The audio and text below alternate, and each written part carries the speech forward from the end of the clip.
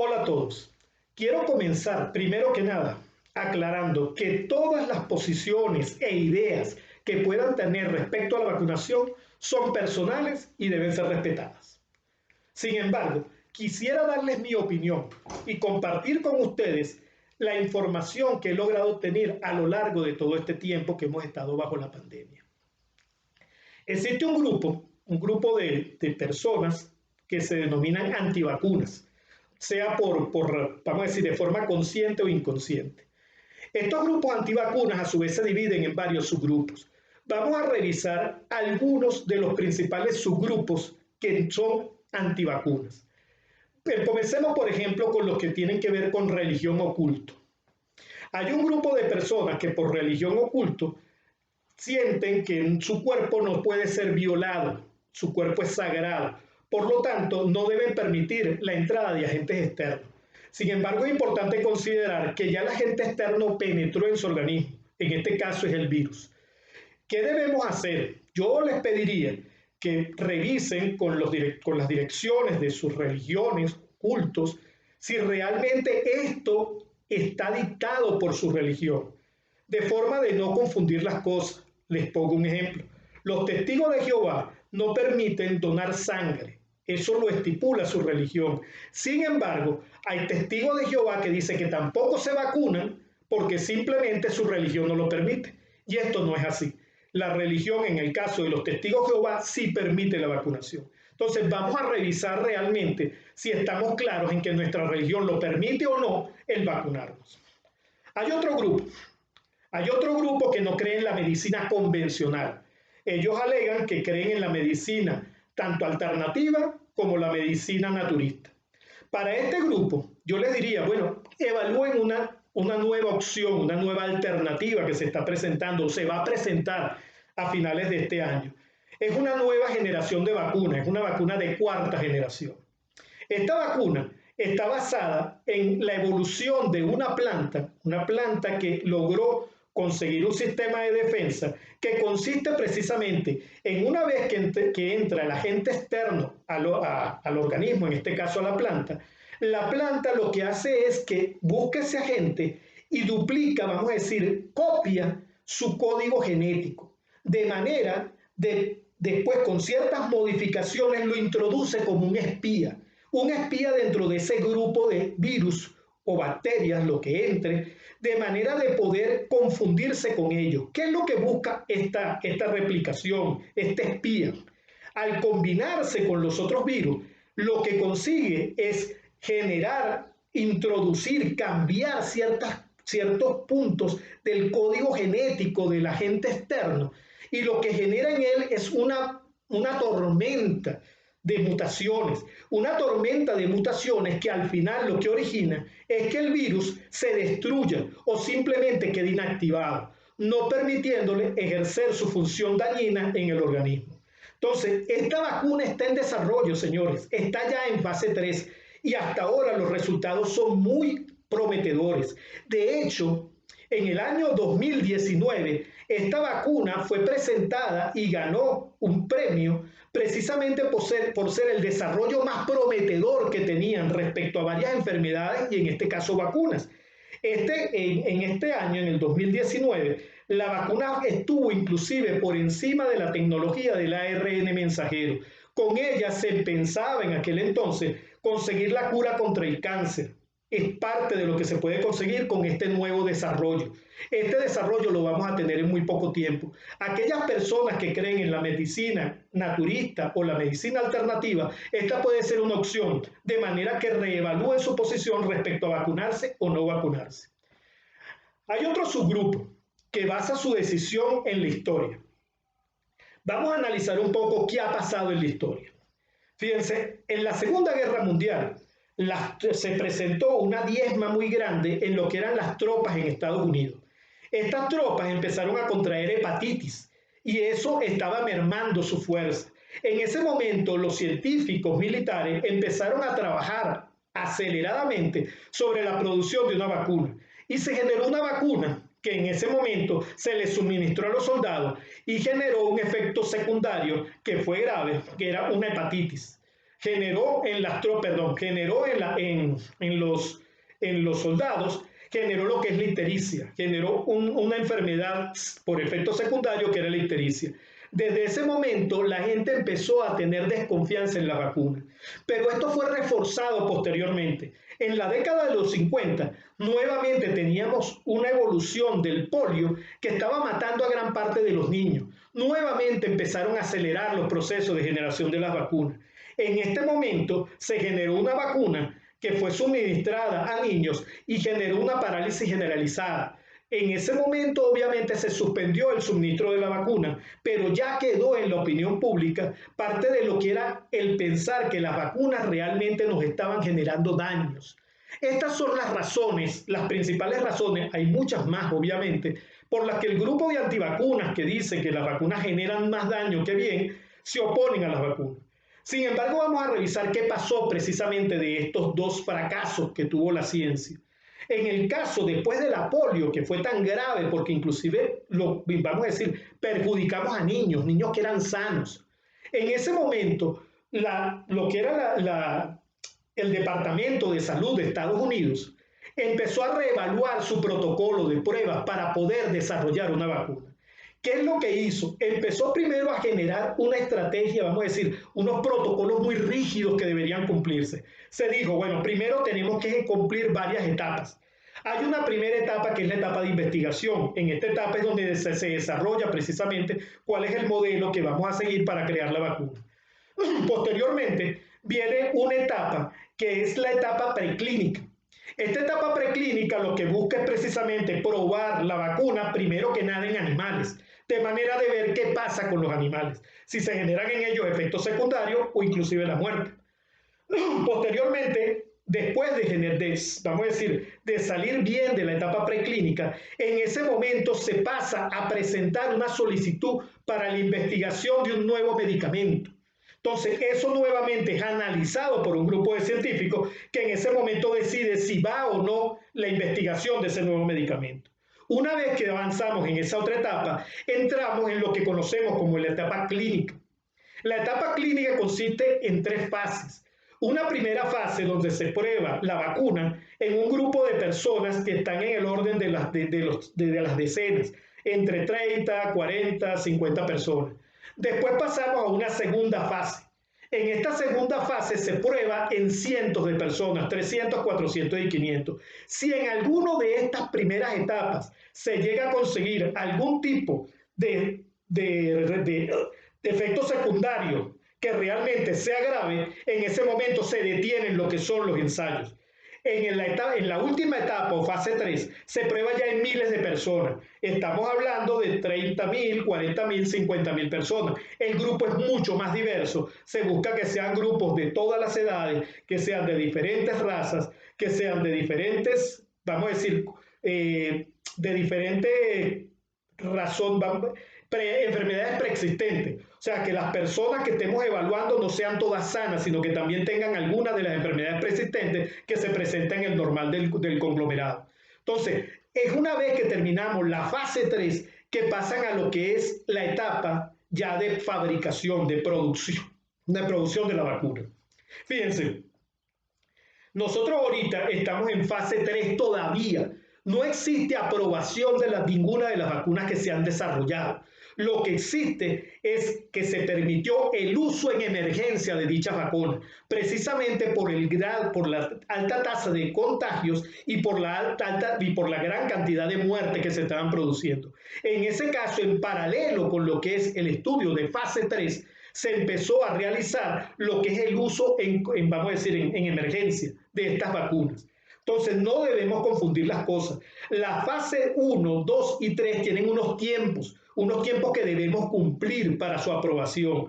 Esos tiempos están en marcha. Y precisamente lo que sí se ganó fue tiempo porque se empezaron mucho de estas etapas en paralelo, de manera de poder llegar a un resultado lo antes posible. Entonces, esta es la forma en que se desarrollan las vacunas actualmente. Realmente, las vacunas que se están desarrollando en la actualidad son muy, pero muy seguras. Sin embargo, obviamente existen el porcentaje de error, el margen de error que siempre tenemos en cualquier ensayo. Sin embargo, todo eso se está estudiando, ya son millones, miles de millones de vacunas las que se han administrado y todavía seguimos estudiando y analizando tanto efectos secundarios como posibles efectos graves que se puedan presentar en los diferentes tipos de vacunas. Fíjense, otro caso importante es cuando la decisión está basada en las redes sociales. Ese es un fenómeno que se está dando en la actualidad gracias precisamente a la difusión de la información por redes sociales. Sin embargo, es importante que analicemos algunos de estos casos. Yo voy a revisar las principales causas alegadas en las redes sociales para no vacunarse. Fíjense, primero, hay una que dice, la vacuna no es necesaria. El virus tiene muy baja letalidad, no mata a casi nadie, es como una gripe. Fíjense, para que entendamos un poquito qué está ocurriendo con este virus, debemos entender cómo funcionan otros virus. Vamos a poner, por ejemplo, el ébola. ¿Qué pasa con el ébola? El ébola tiene una tasa de mortalidad altísima, una de las más altas. Pero ¿qué tenemos vamos a decir, qué condición nos favorece con el ébola? Que la tasa de contagio y la tasa sobre todo de desarrollo de la enfermedad y luego de mortalidad es tan alta. Primero, los síntomas se desarrollan muy rápidamente. Posteriormente, una vez que adquieres los síntomas, es muy poco el tiempo tal vez que tienes y se desencadena en la muerte. ¿Qué ocurre? Que al morir el huésped, el virus ya no se puede seguir propagando. Esto es lo que facilita que nosotros logremos tomar con éxito las etapas de contención, que es lo primero que se hace cuando ocurre un virus, y luego lo que es el control del virus. Esto ha pasado con el ébola, pasó también con el SARS en el 2002, el padre, vamos a decir, del SARS-CoV-2, y también pasó con el MERS. La tasa de contagio no era tan elevada como la del SARS-CoV-2, lo que llevó precisamente a que pudiéramos, con la etapa de contención, controlar la enfermedad, y no se disipó. ¿Qué ocurre con el SARS-CoV-2? El SARS-CoV-2 tiene una tasa de contagio muy alta, y eso es lo que originó, bueno, y hay varias cosas, tiene una tasa de contagio muy alta. Aparte de eso, tiene un periodo de incubación también muy alto, entre 5 y 14 días, en que el virus está multiplicándose en tu organismo, está contagiando a otras personas y tú no tienes todavía ni siquiera posibilidades de tener los síntomas iniciales. Después presenta una etapa donde el 80% de las personas contagiadas son asintomáticas, llegan a tener el virus durante todo el tiempo y sin embargo no llegan a desarrollar ningún tipo de síntomas. Estas personas, sin embargo, contagian a los demás. Es por eso que este virus, que al no ser tan letal, se propagó tan rápidamente y tuvimos que declararlo pandemia en muy poco tiempo, en apenas 3-4 meses tuvimos que declarar la pandemia. Lo otro es que esa baja tasa de letalidad hay que tener cuidado. Es un 2%, pero recuérdense que un 2% de 7.000 millones de habitantes que tiene el planeta, estamos hablando de 140 millones de personas muertas, una mortalidad alta cuando vemos los números absolutos. Entonces no nos dejemos engañar con la baja tasa de letalidad. Vamos a ver otra de las razones que esgrimen precisamente estas redes sociales. Hay uno que dice, no, la vacuna modifica el genoma humano. Vamos a ver qué pasa cuando hablamos de modificar el genoma humano. Fíjense, realmente vamos a ver cómo funciona el virus. El virus viene viene concentrado, vamos a llamarlo en un núcleo, y ustedes ven que tienen unas espinitas, tienen unos bastoncitos que lo recubren, que lo están rodeando, que es lo que llaman la corona, por eso de hecho se llaman coronavirus. Estos bastones son precisamente la llave que permite que el virus entre a la célula. O sea, es una llave que al penetrar, al llegar a la célula, es como que abre la cerradura y permite que ingrese el virus. ¿Qué ocurre? ¿Cómo funcionan las vacunas realmente? Las vacunas lo que hacen es que si este es el bastón, yo tengo un antígeno o un anticuerpo que lo que hace es bloquear esa llave. O sea, si este es el bastón, yo lo bloqueo. Yo no permito que él abra la célula. La célula nunca va a ser violada, la célula nunca va a penetrar nada en la célula, porque precisamente yo lo que inactivo es la llave con la que entra el virus. Entonces, ¿qué es lo que como nosotros tenemos como consecuencia? Que obviamente no podemos nosotros modificar un código genético, porque nunca entra nada a la célula. Y el ADN de las personas, el genoma humano, está dentro de la célula. Por lo tanto, nunca vamos a permitir que ese virus penetre a la célula. Entonces, la teoría que modifica el genoma humano debería arrancar precisamente la revisión de cómo funcionan las vacunas desde la raíz. Nosotros tenemos algo que impide que la llave funcione, por lo tanto nunca es penetrado la célula. Hay otro argumento que salió hace mucho tiempo, que era precisamente decir, no, es que la vacuna la van a utilizar el nuevo orden mundial para conseguir dominar al mundo. Entonces, vamos a estudiar un poquito este caso, que también es un poco complicado, porque se viene hilando desde hace un tiempo para acá. Primero arranca con lo que era la tecnología 5G de los teléfonos celulares. En aquel momento te decían, no, la tecnología 5G va a causar daños en el cerebro, porque resulta que tú te colocas el teléfono muy cerca del oído y estas microondas van a generar daños en tu cabeza, en tu cerebro, en tus células, inclusive van a cambiar tu código genético. Ese era el argumento que tenían sobre la 5G. Hace creo que año y medio, algo así, salió esa teoría. Fíjense, para entender esto también debemos revisar cómo funcionan las cosas.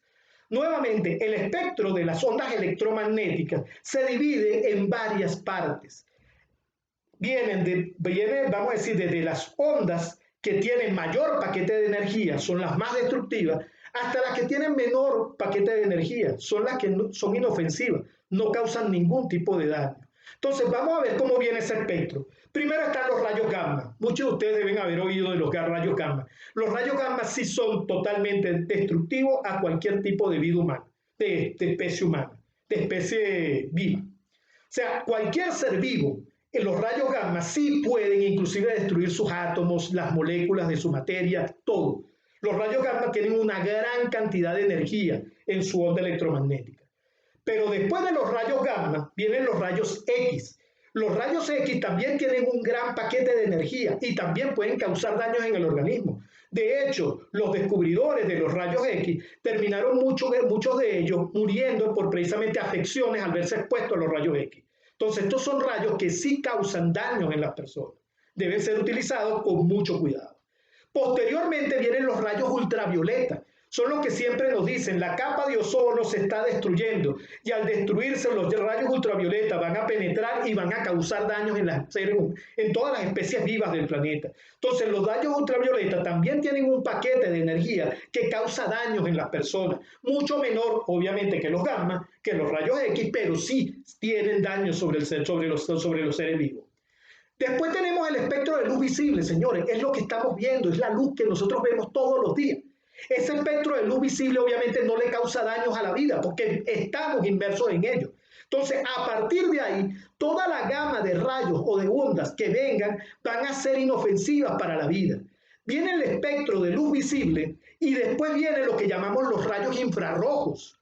Los rayos infrarrojos, si ustedes han visto también en las redes sociales, les han dicho, no, que no te lo apunten a la cabeza porque esto te va a generar daños, te va a causar no sé qué tipo de mal, lo que sea. El rayo infrarrojo es mucho más débil que los rayos visibles, que la luz visible. El rayo infrarrojo no causa ningún daño en la persona.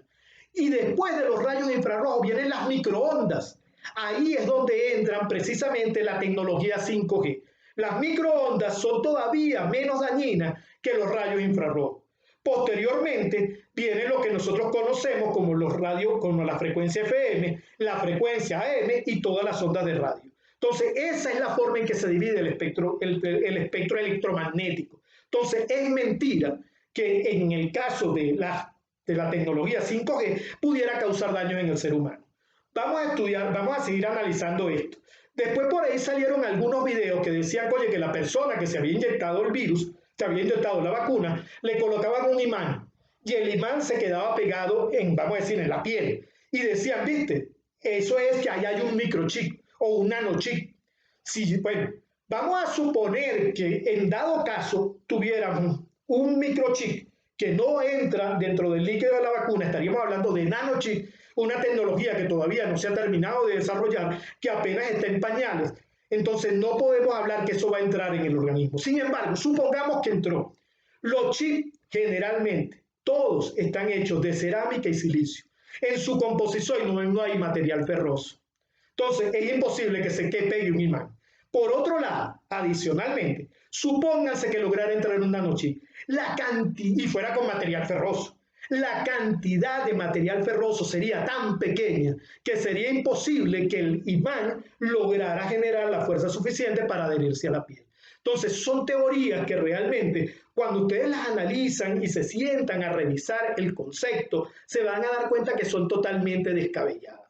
Entonces, realmente el pensar que van a ganar, vamos a ser dominados por un nuevo orden mundial porque nos vacunamos, realmente suena absurdo, a mi manera de ver. De todas maneras, dejo a criterio de cada quien el cómo lo interpreta, que lo revise, que lo estudie, que lo analice, para ver si realmente lo convence lo que le están diciendo las personas, que esto es generado por un nuevo orden. Hay otro tipo de noticias que vemos precisamente en las redes sociales. No, es que con la vacuna nos están inyectando el virus y resulta que al inocularnos el virus nos están más bien acelerando el proceso para nosotros contagiarnos de la enfermedad y posiblemente morir. Vamos a revisar nuevamente qué es lo que tienen las vacunas. Fíjense, hay 3 generaciones de vacunas actualmente y una cuarta que fue la que les nombré, la 4ª generación. Las más importantes son las de 2ª y 3ª generación. En ellas están basadas la gran mayoría de las vacunas. Las vacunas de 2ª generación se basan en lo que uno llama el vector transportador o el adenovirus. El adenovirus es vamos a decir, es una especie es un adenovirus precisamente, pero que no causa ningún daño al organismo, ningún daño al ser humano. Lo que sirve es como transporte. Él va a servir como un vehículo, es el autobús. ¿Qué va a llevar ese autobús? Va a llevar la parte importante de la cadena genética, que es la proteína que compone a ese bastoncito, al spike, que es la llave que abre la célula. No lleva nada del contenido genético, que es el que causa la enfermedad en el individuo. Entonces, ese bastoncito, que es lo que lleva, que es lo que hace que al penetrar, enseguida se generan los anticuerpos, que son precisamente lo que les hablé, que son los que van a bloquearlo. Entonces, ellos empiezan a generar esa respuesta de protección al organismo. Sin embargo, no hay el virus que va a penetrar a la célula porque precisamente no lo estamos llevando en el virus, lo estamos llevando en otro vector, en otro adenovirus que no causa daños al ser humano. Esas son las de 2ª generación. Las de 3ª generación son las que conocemos como ARN mensajero. Esta tecnología lo que busca es precisamente generar un código genético sintético. O sea, esto no es ya ahora sí, por eso es su versatilidad y su fácil fabricación, porque no tengo que estar haciendo cultivos de ningún tipo de organismo. O sea, es algo que es sintético. Nuevamente funciona muy parecido a lo que es el adenovirus, solamente que la cadena genética esta vez la generamos nosotros. Nosotros no buscamos ningún adenovirus en el medio ambiente. Generamos una cadena de ciertas componentes que son obviamente deberían ser totalmente inofensivas al organismo. Sin embargo, esto hay que revisarlo precisamente con los ensayos, que no vaya a causar un efecto secundario que no hemos contemplado. Y ahí nuevamente colocamos también componentes de esa proteína, que es la del bastoncito, para que se generen los anticuerpos. Nuevamente, en este caso es todavía más difícil que lleguemos a causar algún tipo de daño en las personas, aunque no es descartable que tengamos efectos secundarios. O sea, lo único que les digo es que es menos probable. Vamos a volver a las de 1ª generación, que casi no hay de estas, pero toquémoslas también. ¿Qué es lo que hacen con la vacuna de 1ª generación? La vacuna de 1ª generación lo que busca es agarrar el virus, ahora sí es el virus, es verdad, pero es un virus inactivado, es un virus castrado, es un virus que precisamente lo que hacen mediante procedimientos en el laboratorio es quitarle la posibilidad de que se replique, que se multiplique, que es lo que busca el virus cuando entra en la célula, es multiplicarse. Lo que colocan es un virus castrado, no puede producir réplicas. ¿Qué es lo que estamos buscando con esto? Nuevamente, que se genere la respuesta al anticuerpo, al spike, a la proteína, y de esa manera generar la respuesta inmunológica para cuando llegue realmente el virus. Entonces, como pueden ver, en ningún caso nos pueden inyectar el virus, tal vez en los de 1ª generación, y como les dije, son virus que ya están castrados, que no permiten su replicación. Hay otro argumento que está en las redes sociales que dicen, bueno, pero ¿por qué me voy a vacunar si no me garantizan que no me contagie y tengo que seguir cuidándome? Entonces, bueno, para revisar este argumento, sí tengo nuevamente que explicarles varias cosas. Primero, ¿cómo funcionan los virus? Los virus, primero que nada, entran a la célula y ahí empiezan a multiplicarse, empiezan a replicarse. Eso compárenlo a una fotocopiadora. O sea, cada uno de nosotros, cada persona que esté infectada con el virus va a ser una máquina fotocopiadora de virus. Ahora, entendamos algo. Las cosas no son perfectas, vamos a decir, ni en nuestra tecnología, ni tampoco en la naturaleza. En la naturaleza, cuando empezamos a sacar esa cantidad de copias, hay unas que salen defectuosas, que tienen errores, porque es normal, deben. O sea, cuando empezamos a copiar cosas de forma tan rápida, van a salir errores. Eso es lo que llamamos mutaciones. Muchos de estos errores simplemente no benefician al virus, al contrario, lo perjudican y simplemente se diluyen en el tiempo, o sea, no llegan a tener ninguna ventaja competitiva, por lo que el virus simplemente pasa sin pena ni gloria. Sin embargo, recuerden, cuando hay gran tasa de contagios en una determinada zona, en esa zona se empiezan a generar muchas y muchas copias. ¿Qué es lo que ocurre en ese caso? Que bueno, dentro de todas esas mutaciones sí aparecen mutaciones que pueden beneficiar al virus, que buscan precisamente que el virus sea mucho más exitoso que el anterior. ¿Cuáles son esas posibles ventajas? Fíjense, no tienen que ver con la letalidad, al contrario, al virus no le interesa que el huésped muera, porque entonces no va a poder seguir reproduciéndose, contagiándose, transmitiéndose. Entonces, lo que sí es importante es transmitirse, o sea, que el virus se transmita de un huésped a otro huésped. ¿Cómo consigo eso? Bueno, precisamente, con el virus se vuelve más resistente a las condiciones atmosféricas. Si antes a los 30 grados se degradaba, oye, de repente ahora aguanta 50 grados. El virus empieza a hacerse aeróbico, empieza a buscar precisamente permanecer más tiempo en el aire. Ah, oye, ¿qué consigo con esto? Que al permanecer mayor tiempo en el aire puedo contagiar a mayor número de personas. Empieza a hacerse resistente al caer a las diferentes superficies, lo que llamamos fomites. Una vez que cae en la superficie, el virus permanece más tiempo, de manera de obtener que las personas lleguen a tocarlo y se lleguen a contagiar de esa forma. Entonces, esas son características que el virus empieza a buscar, llegar más lejos. El virus puede que una de las mutaciones consiga que el virus logra trasladarse mucho más, mucha mayor distancia, y en ese caso va a lograr también contagiar a más personas. Eso es lo que busca el virus. Ahora, las mutaciones no las controla el virus. No es que el virus dice yo quiero ser así. Las mutaciones salen al azar y al final, vamos a decir, la forma en que se queda una u otra es precisamente por una teoría darwiniana. Es simplemente, oye, la teoría del más apto es el que permanece. ¿Qué ocurre? Dentro de esas mutaciones puede que aparezcan entonces mutaciones perjudiciales o que perjudican al huésped. Puede ser que aumente la mortalidad. Puede ser que el virus se haga indetectable a las pruebas que tenemos ahorita para conseguir detectar el virus. Puede ser que el virus se haga resistente a las vacunas que actualmente existen, que eso sí lo va a buscar, el virus lo va a beneficiar. Y en ese momento el virus comienza a ser predominante y comienza a ser bien crítico dentro de los estudios que nosotros tenemos. En la actualidad nosotros hay lo que llamamos virus que son de preocupación y virus que llamamos variantes que llamamos de preocupación y variantes que llamamos de interés. Fíjense, dentro de las variantes de preocupación, ¿cuáles tenemos? Tenemos la variable alfa. Vamos a aclararle otra cosa. La variante alfa no es otra cosa que la misma variante británica. Lo que pasa es que en un análisis que hizo la OMS y en conjunto con un grupo de científicos, llegaron a la conclusión de renombrar estas variantes para no buscar la discriminación en los países de origen. Entonces decidieron llamarlas de acuerdo a las letras griegas. Entonces la primera variante de preocupación que sí causan daño son precisamente la variante británica. La variante británica ahora se denomina variante alfa. Después tenemos la variante de Sudáfrica. La segunda variante que aparece se denomina variante beta. Esta variante también es de preocupación porque obviamente se multiplica mucho más rápido, se propaga más rápido que las variantes originales. Después tenemos la variable de gamma.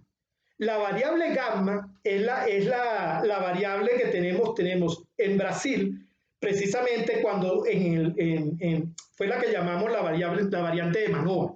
Entonces, la variante gamma también es de preocupación porque nuevamente se propagaba más, era más agresiva, tenía ciertas características que la volvieron de preocupación. Y por último aparece la variable delta. La variable delta es la variable de la India. Esa salió hace muy poco. Fíjense, ¿de dónde están saliendo estas variantes de preocupación? De centros altamente contagiados, o sea, de un grupo de personas muy grande que se ha contagiado. produciendo que ocurra mayor cantidad de mutaciones, y esas combinaciones de mutación han proporcionado precisamente al virus alta tasa de contagio, en algunos casos una agresividad más fuerte y obviamente mayor resistencia a ciertas cosas. Entonces, estas variantes son de preocupación. Ahorita hay una variante de interés que se produjo en Perú también por su alto grado de contagios, alto número de contagios. Es la variable lambda, es la variable andina. Entonces, ahorita eso esperemos que cambie y la gente empiece a reconocerlas como alfa, beta, delta, gamma y lambda. Y no empecemos a discriminar a la zona de la cual se originó. Pero ¿qué es lo importante y qué es lo que le quiero transmitir? Estas personas que argumentan que no se contagian o no me tengo que seguir cuidando. Oye, otra de las cosas que debemos cuidar es estas variantes, estas mutaciones. ¿Quién sabe precisamente si empieza, por ejemplo, como Colombia? Colombia tiene una alta tasa de contagio actualmente. En Colombia pudiera desarrollarse una nueva variante y esta nueva variante pudiera ser resistente a las vacunas, pudiera ser resistente a las pruebas y nuevamente tendríamos que empezar de cero. Señores, es importante que todos nos vacunemos. En la medida que nos vacunamos, reducimos la probabilidad que se multiplique más el virus, que haya mayor contagio. Es cierto que les decimos, la vacunación no protege contra la enfermedad. Lo que nos ayuda sobre todo es a conseguir casi un 100% de casos que no mueran y sobre todo vamos a decir, no aglutinar a personas en los centros médicos, o sea, no llenar la UCI. Entonces, eso es principalmente lo que buscamos, pero sí ayudan a controlar el contagio. Lo que pasa es que hay que tener mucho cuidado con ese sí ayuda. Fíjense, hay estudios que se han realizado en primera fase, solamente en primera fase de Moderna, solo la primera vacuna, perdón. La primera vacuna suministrada de Moderna, se hizo una revisión a los 14 días después, un estudio, todavía es un estudio pequeño, es como de fase 1, son apenas decenas de personas. Y se encontró que eso había reducido la probabilidad de contagio en un 70%. Se hizo lo mismo con la Pfizer. En la Pfizer se han hecho estudios preliminares, nuevamente, como llamamos, de fase 1, de decenas de personas, donde también se han obtenido resultados muy buenos. Se ha llegado a detectar, vamos a decir, los primeros ensayos nos están indicando que la vacuna pudiera llegar a protegernos hasta un 80% de los contagios. Y se hizo también el análisis sobre AstraZeneca y dieron resultados similares, 60-70%.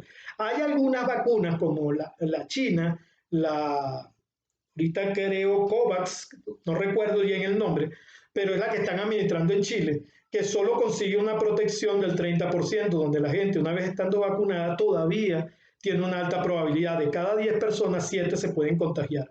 Entonces sí, hay que analizar bien cada una de las vacunas, en eso está montada la comunidad científica. O sea, no se crean que esto no se está revisando, pero sí es importante y lo deben haber detectado que a nivel mundial el número de contagios ha disminuido, el número de muertes ha disminuido todavía mucho más. Y hay ciertos países que ahorita son el epicentro, sobre todo están en Latinoamérica. Entonces debemos seguirnos cuidando, señores. Pero es probable, y es mi opinión, que la vacuna sí nos logre sacar de este infierno en el que estamos metidos. Por eso, a todas las personas que no se vacunan, yo les pediría, por favor, reconsideren sus decisiones o sus opiniones, revísenla a fondo, investiguen y vean si realmente van a seguir manteniendo su decisión. Con todo el respeto, les digo, vamos a tratar de informarnos de forma responsable, de manera de garantizar que nuestra decisión sea la mejor para nosotros y para nuestros seres queridos.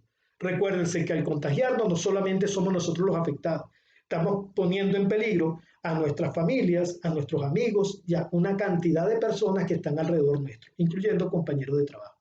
Por favor, los que no estén de acuerdo en vacunarse, respeto su decisión, pero por favor, lo que sí les pediría es que la reevalúen, la estudien, la analicen y al final, bueno, saquen sus propias conclusiones.